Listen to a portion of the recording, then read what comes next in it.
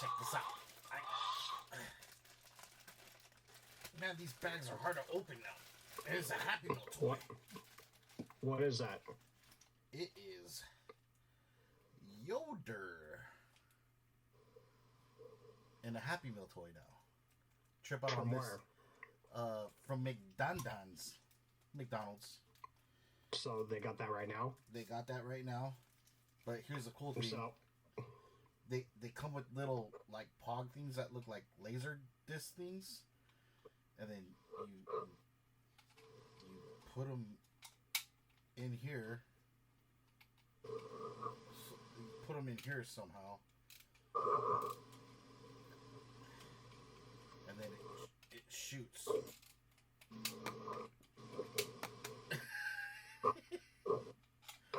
So here's my question. What? Did they bring back the Szechuan sauce? I asked for that today. No, they didn't. Don't. Wait.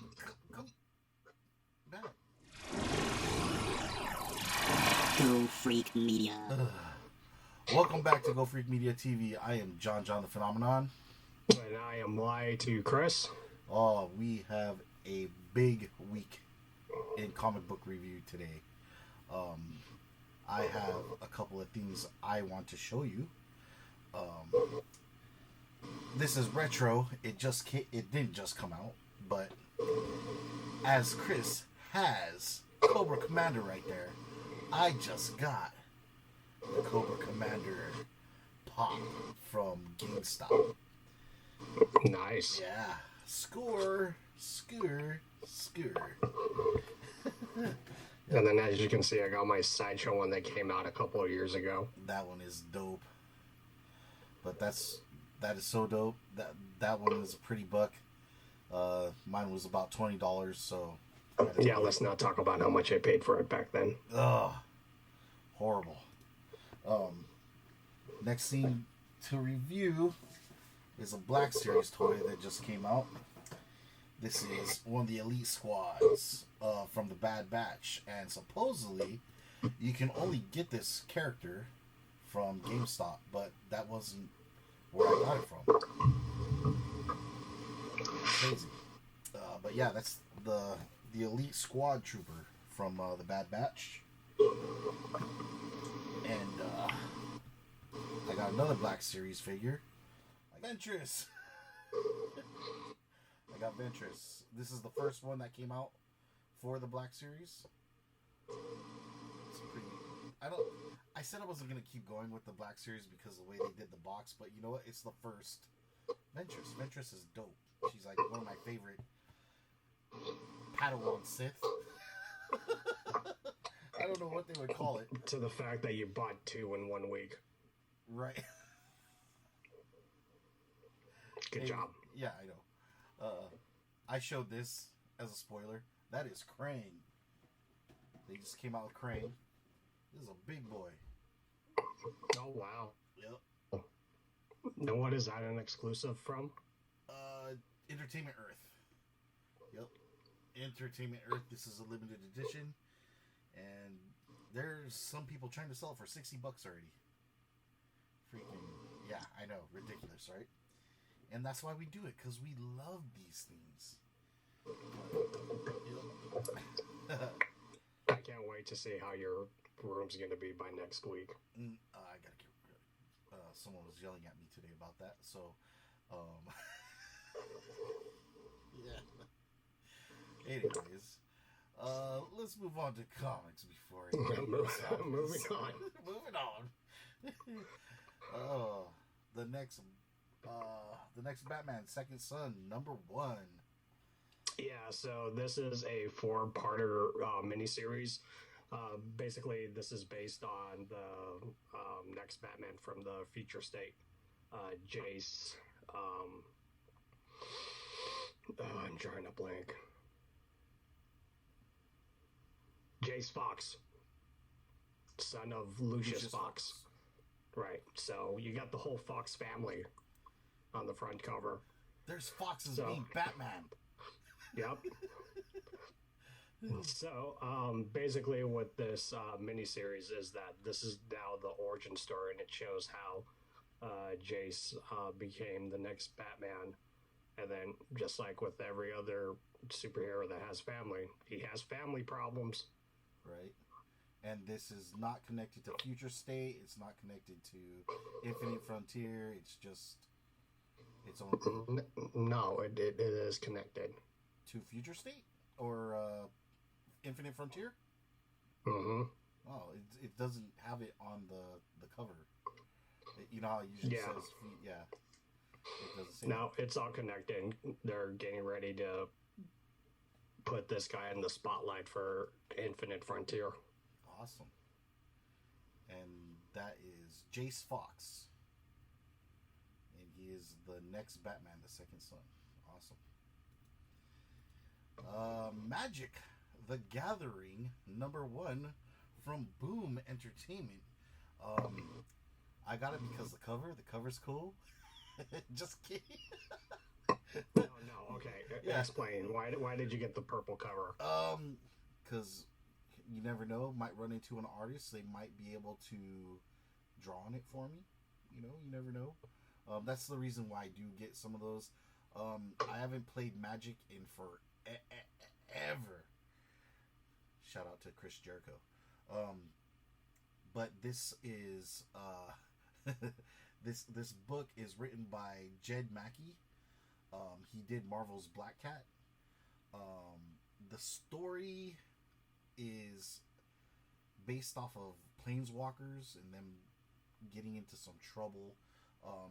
And the set is the plains lands of this is in Ravnica and Zendikar. Really, really interesting. So if you know anything about Magic, these are sets of cards that came out. So if you know anything about that and you're into Magic, there's a storyline going on here. Check it out. But this is this is Magic #1 from Boom Studios. Next up is Joker Harley Quinn Criminal Sanity #8. Number 8 and the last issue of this epic miniseries from the Black Label series for DC. Basically, this is the finale where in this story, Harley Quinn's already reformed already, and the Gotham City Police Department hired her to track down and take down the Joker. So basically, this last issue, it's the final battle between Harley and Joker. So the only way to find out who won, who lost, or what was the outcome is to check this out. It was this 8-parter series of Joker Harley Criminal Insanity was pretty good, especially if you're into those like Law and Order CSI type shows. Huh. Maybe Grace should read it then. Maybe. Get her to read it. Maybe you can put her in her happy zone, giving her that while you secretly buy toys. Oh, come on. Like, she doesn't watch this. I know, right? Oh, #4 of Star Wars, The High Republic. Oh, what can we say here? So, the main characters, I would say, is the Jedi Master Scar and Keeve Trennis, who is now going by Jedi Trennis, who is on the cover. And how the story is going so far is it's weird. It's like Poison Ivy's in this comic book somehow, but she's not, because she's DC and this is Star Wars. But anyways, there is oh wait, I can go another route with this. Groot's family is in here. Anyways, yeah, trying to make a silly comparison or trying to relate here with something that's going on in here. But there is something called the Dengari. I don't know how to say it right, but the word, how you spell it, is DREN GIR, but they are a species of plant that can overtake almost any being, and one of them actually got to one of the Jedis in here. Actually, more than one Jedi, but it's a cool storyline so far. The High Republic takes place about the same time as the Old Republic, maybe a little after. Who knows? Who knows how they're putting this together? But it's somewhere in that era, way before New Hope. But yeah, are you liking the series so far yourself? I am liking it. There are things about it that says, "Oh, this is Star Wars of old." You know, there's things about it that can probably improve, or you know, it's just opening up. So they're characters that nobody is really familiar with. So it's getting there. I mean, you get a cameo of Yoda in the first issue, and then that was it, done, right? So you know, who knows what else might pop up in here. But yeah, so far as a new story is going on, we'll see how much more spicier it gets. But I'm enjoying this. So that is Star Wars: The High Republic #4. Green Lantern #1, Infinite Frontier. Yep, and as you can see, Teen Lantern joins the Green Lantern Corps, and I'm not happy about it, but she's disrespecting her elders. Oh yeah, that's something you don't do as a Filipino. Yeah, but also at the same time, I'm laughing that Guy Gardner in the bottom is laughing. Oh.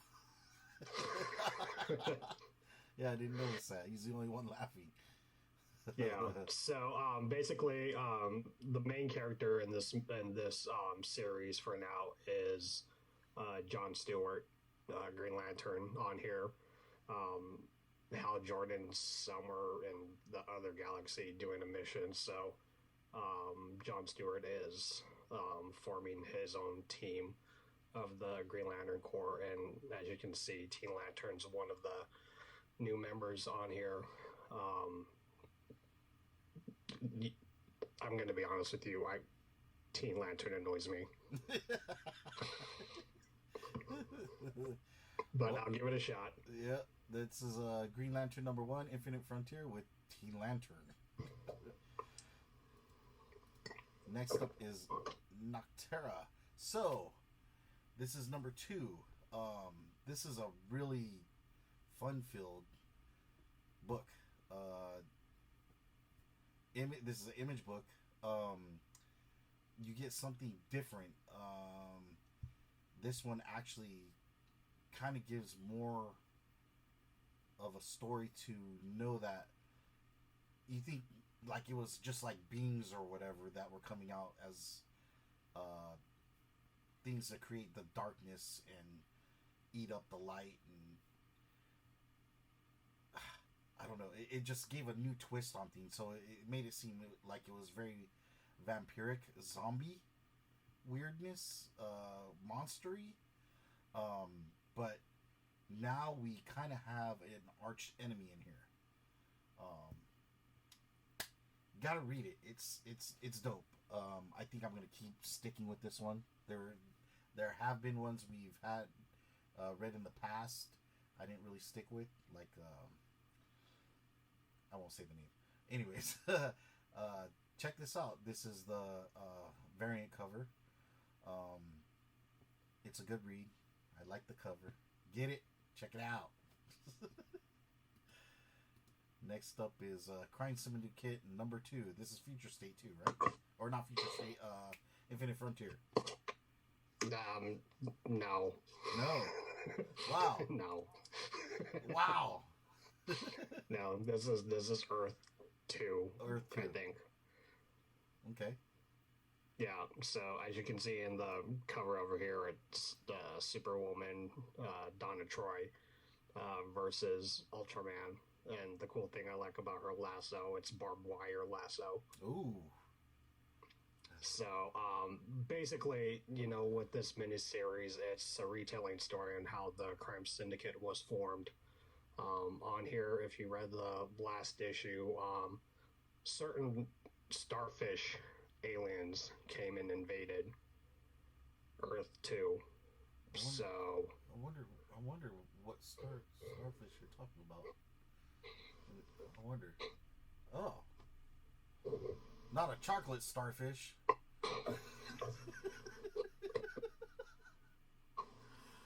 Oh, so I don't know where to go from there. So no, but anyways, so basically, you know, this is like them forming the team, but also at the same time trusting each other.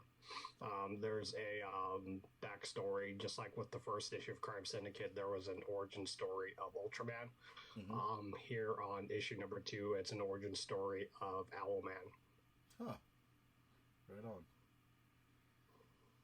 Yeah. And then I can say this, but they're all dicks.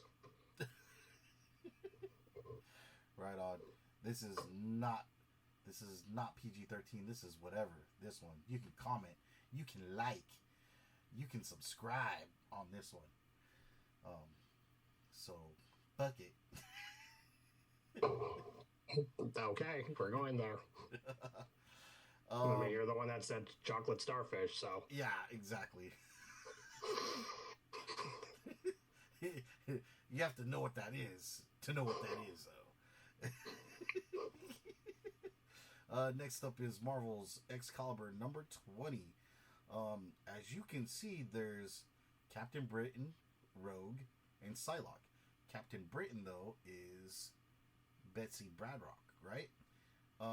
But Psylocke's in there. So, what's going on? And then there's there's somebody in the background. Remember how I said they're all kind of linking up?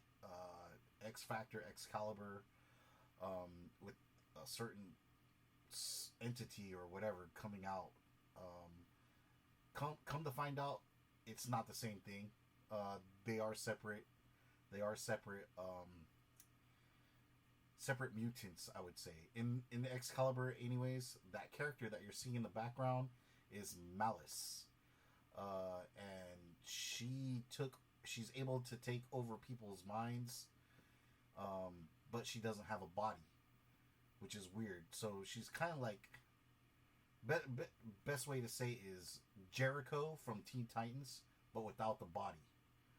So she can jump from people to people,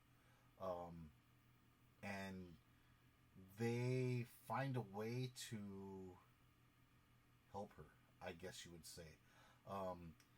Because the whole thing about the X-Men right now is that all mutants are good until they proven themselves to be evil. Because in the mutant aspect of things, humans want to kill them. They're hated by humankind, and they're like, you know what, just humankind, just leave us all in peace. The ones that are bad mainly are bad because they're trying to get the next meal, trying to survive. They have to cheat, steal, whatever. Well, they don't have to do that in this society anymore. Yeah, Malice is given a second chance. We'll see what goes on from after this, where it goes on from after this with Excalibur. But yeah, conclusion comes to an end here. So, yep, that's Excalibur number 20. Next up is Geiger, number 1 from Image. Yep, this is a big one from Image, and this is my pick of the week here. I swear, every time I see that title, I want to say MacGyver, but it's Geiger. It's Geiger. This is from Jeff Johns and writing it, and Gary Frank, the artist. The last time we saw them team up was when they did that epic 12-parter Doomsday Clock for DC Comics. And then they also worked together on numerous other titles like Superman, Secret Files, and stuff like that. So, you know, I don't know why, but where we live in Las Vegas, we're like a big target for like any zombie, apocalyptic, nuclear warfare. The first Godzilla movie, the kaiju monster ransacked Las Vegas, and then the last Jurassic World movie, the pterodactyl, nested up on the Paris Eiffel Tower on the Strip. So, and then we got Zack Snyder's upcoming movie, Army of the Dead. Army of the Dead. Which is in Las Vegas. With Bautista. Yeah. And then now we got Geiger here, where there was a nuclear war, and it's in Las Vegas. No. Oh, so now I have to go get it. Right. And looking at the cover here, like I'm looking at the rock structure, I'm like, I think that's a little mountain, but we'll see. Oh. No, probably not. Didn't think about that. Anyways, the story is this guy named Geiger. The nuclear war has been going on for quite some time, and he actually built a bunker for his family to survive this nuclear war. Something happened. He put his whole family in the bunker. He told them, don't open it at all until, like, I tell you it's okay. Explosion happened. Everything goes all Mad Max type, landfill type territory. And then for some reason, this guy survived on here, Geiger. And just like with anything that involves nuclear anything, he has powers. Oh. So, it was pretty interesting with this comic book, especially that's coming from Image, but also at the same time, like, it felt like a DC comic book, to be honest with you, especially, you know, from Jeff Johns. And I know right now Jeff Johns is going through some bad publicity right now because of what happened with the Justice League movie with him and Josh Whedon. But overall, like, him as a writer, like, you know, I like his stories for that. So I'm pretty interested to see where this story goes, but basically Las Vegas and even the Strip has like different territories and different people that rule the parts of Las Vegas. So we'll see. We'll check it out. Nice. Now I gotta go get it. Thanks. You started something new for me. Don't thank me. Thank Geiger. Next up is Marauders 19. Okay, so as you know, Kitty is the captain of the Marauders. She is the Red Queen. What's going on here? The Marauders, they're like the delivery people. So when there's supplies that are needed, medicine, whatever, that needs to go back to the island Kokoro, they bring it, right?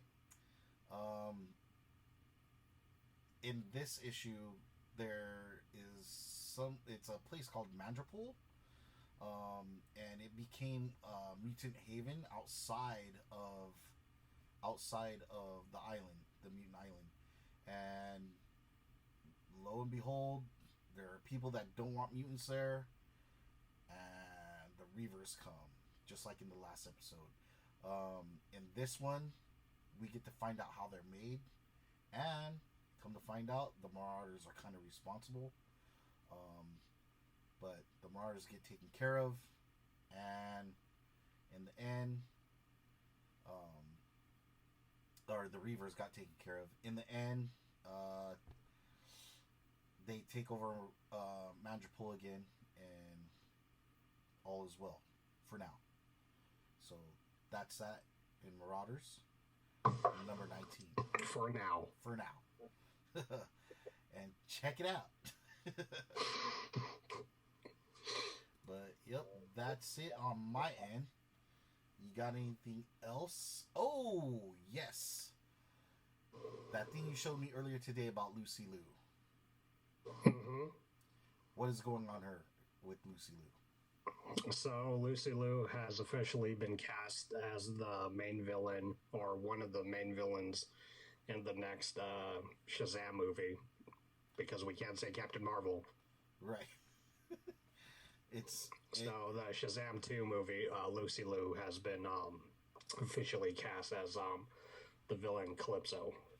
Ooh, you know what's crazy about that too?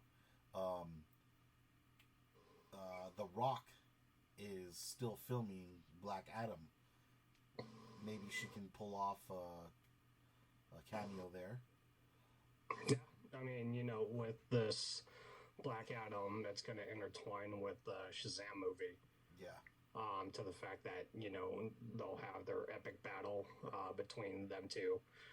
With the first Shazam movie, when the Grand Wizard was explaining to Billy Batson about the powers of Shazam, they did a little bit talk about Black Adam, where they were showing his silhouette. Yeah. I thought it was pretty cool that The Rock actually did that quick scene just to do his silhouette for that movie. And that's actually when he said, like, before the movie came out, he was like, just say the word. He's been Black Adam since probably like 8 years already. Weird. Yeah, because they just couldn't get it off the table because of Warner Brothers really can't decide like what to do with the DC universe. Right. So they finally officially are doing it. So hopefully, after an 8-year wait, that this will be pretty epic. Hopefully. Right.